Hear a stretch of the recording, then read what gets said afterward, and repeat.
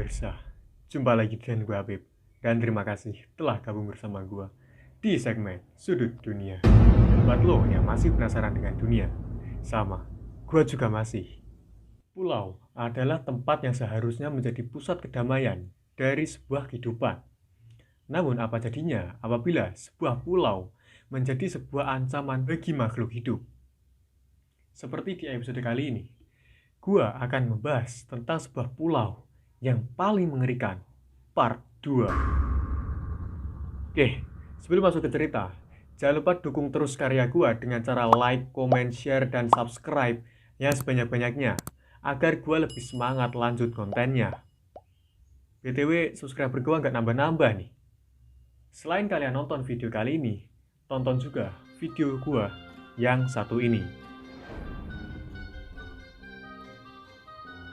yaitu membahas tentang sebuah pulau yang menjadi sebuah konspirasi besar tentang tempat tinggalnya sosok Dajjal.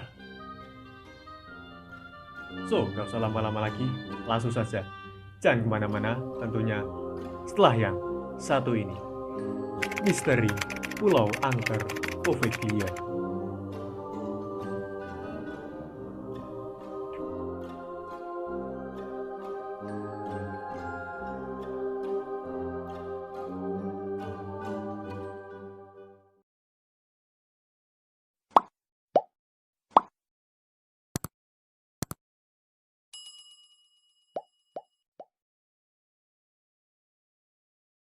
Poveglia adalah sebuah pulau yang terletak di antara Venezia dan Lido di Italia Utara. Pulau ini digunakan sebagai stasiun karantina bagi mereka yang menderita wabah dan penyakit lainnya, termasuk dibangunnya rumah sakit jiwa. Rumah sakit tersebut akhirnya ditutup pada tahun 1968 dan Poveglia dinyatakan sebagai pulau kosong sejak saat itu. Karena sejarahnya, pulau ini sering ditampilkan di acara paranormal. Para paranormal dan masyarakat luas percaya bahwa Poveglia adalah salah satu pulau paling berhantu di dunia. Dan pertanyaannya, mengapa Poveglia menjadi pulau angker?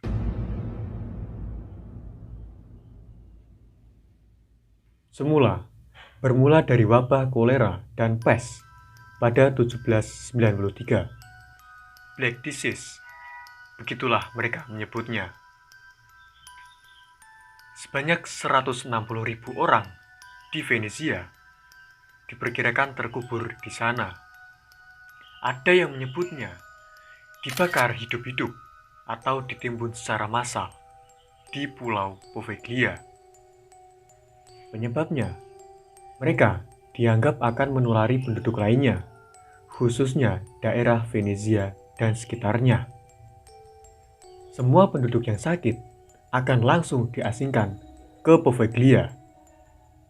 Jikalau ada orang yang menemu topeng yang berbentuk kepala burung dengan paruh yang panjang, itulah topeng para dokter, agar bau mayat tidak masuk ke hidung mereka. Fungsi dari paruh panjang tersebut nantinya akan diisi semacam ramuan yang berguna agar para dokter tidak tertular dan terkontaminasi oleh berbagai penyakit. Berbagai kasus gila sering terjadi di sini. Namun, kasus yang paling terkenal disebut-sebut adalah ada salah satu dokter gila yang gemar menjalankan praktik lobotomi menggunakan palu, paku, bor, pahat, bahkan gergaji untuk menyentuh para pasiennya.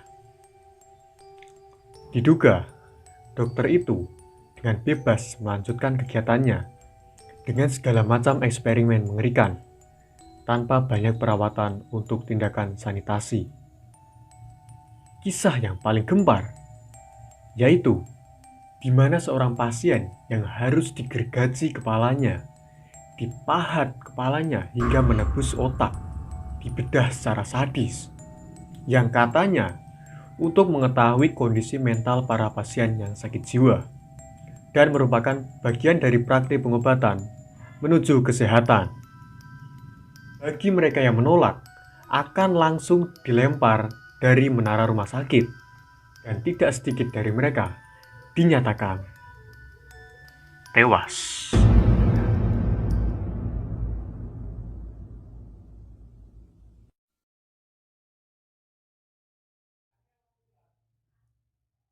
Teriakan-teriakan siksa terdengar dari pucuk menara ini. Menara yang memiliki lonceng besar, bila mana berbunyi, bisa terdengar sampai luar pulau. Dan lonceng itulah yang menjadi saksi bisu di balik pembantaian ini. Berbagai eksperimen dilakukan oleh dokter gila tersebut.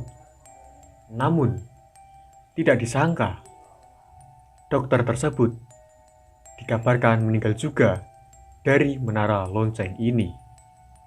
Salah satu versi cerita mengklaim bahwa dokter tersebut lompat dari menara untuk bunuh diri. Cerita lain menyebut dia kerap melihat penampakan hantu, bayangan, wujud yang menyeramkan, dan ia dikatakan didorong dari atas menara oleh entitas dunia lain. Kisah ini disaksikan oleh seorang perawat yang hendak menjenguk pasien.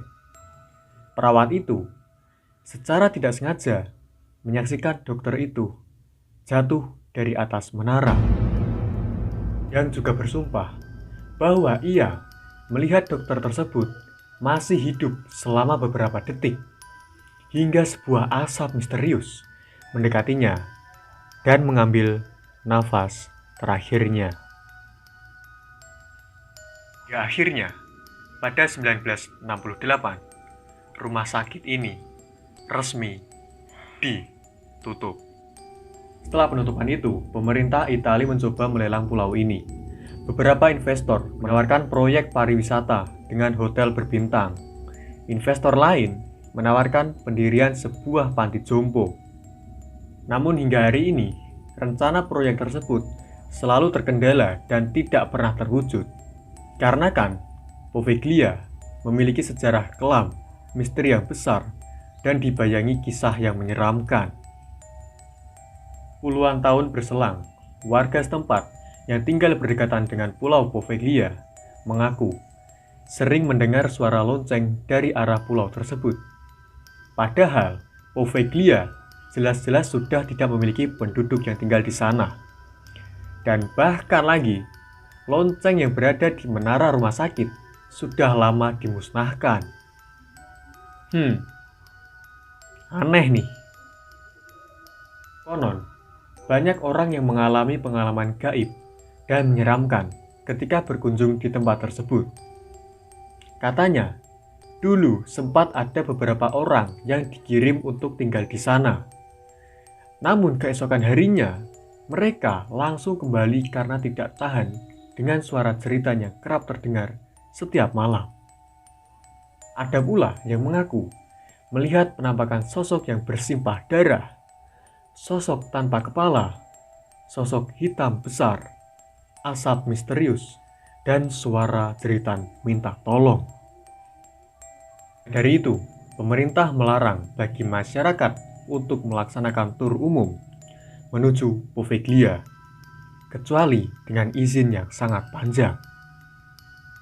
Hingga sekarang, Poveglia masih menjadi pulau yang kosong dan masih menyimpan aura mistis hingga sekarang.